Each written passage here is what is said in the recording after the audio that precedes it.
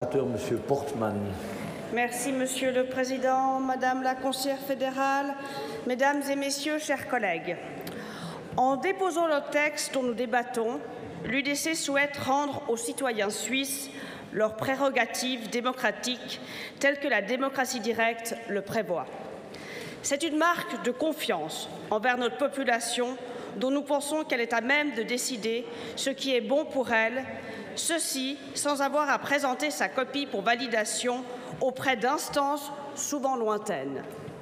Aux origines de notre pays, nos devanciers résumaient ce principe en quelques mots. Pas de juges étrangers dans nos vallées. Beaucoup d'eau a coulé depuis et il semble que les précipitations augmentent de plus en plus rapidement depuis quelques années.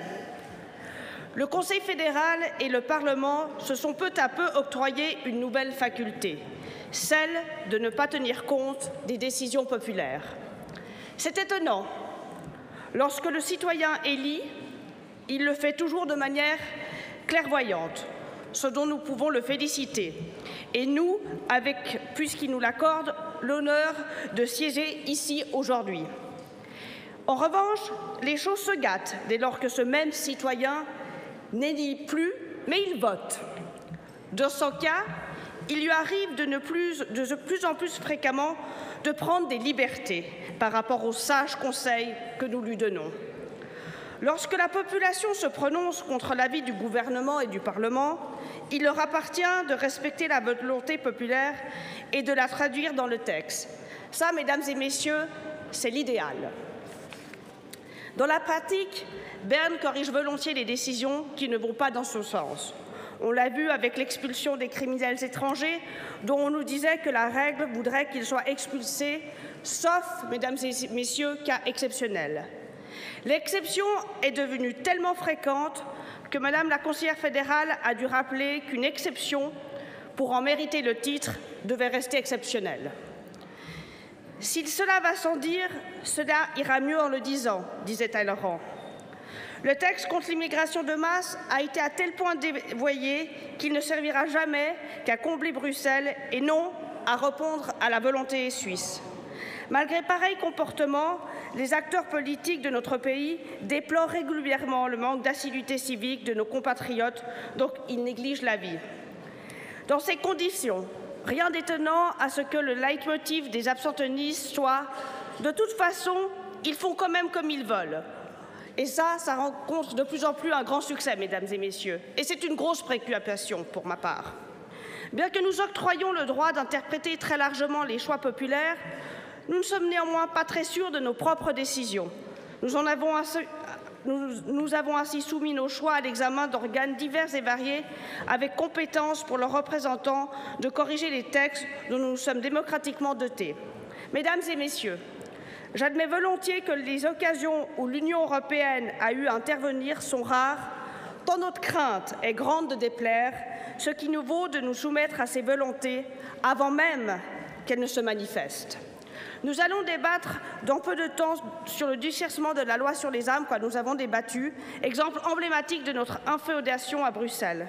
Comme d'habitude, l'argument phare des partisans de cette attaque contre l'un de nos sports les plus populaires consiste à nous expliquer que nous n'avons pas le choix, que nous devons nous reprendre le texte décidé par la Commission européenne. Cette situation est pour l'UDC particulièrement choquante, puisqu'elle impose à la Suisse d'inscrire dans notre loi des dispositions que le peuple a refusées démocratiquement. Je pense ainsi au registre centralisé des armes. De toute façon, encore une fois, mesdames et messieurs, il faut quand même comme ils le veulent, le disais-je plus tôt. Nous ne sommes pas non plus très sûrs de nos propres décisions au sujet des personnes que nous élisons pour interpréter les textes au niveau fédéral, puisque notre instance suprême ne l'est plus. Elle est désormais soumise à d'autres cours composées de gens dont nous ignorons à peu près tout, venus de pays dont le système politique ne correspond en rien au nôtre. La Cour européenne des droits de l'homme intervient régulièrement pour corriger les jugements qu'elle estime défavorables aux délinquants, ce qui nous oblige parfois à renoncer à l'une ou l'autre rare décision d'expulsion. Ce processus nous vaut de vivre aujourd'hui non plus sous le régime de la démocratie directe, mais sous celui de la démocratie représentative, encore que cet adjectif soit pour le moins audacieux au but de de la façon dont le Conseil fédéral et le Parlement conçoivent la représentation du peuple. L'initiative du jour veut mettre un terme à ce regrettable glissement, faisant passer le pouvoir décisionnel du peuple à ses élus, puis des élus à d'autres dont la légitimité est souvent discutable. Victor Hugo voyait dans le peuple un âne qui se cabre. Nous ne sommes pas de cet avis.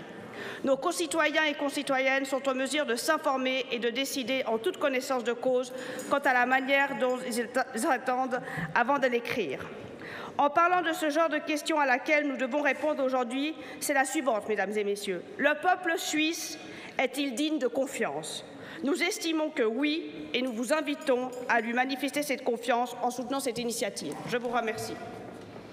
La parole est à Monsieur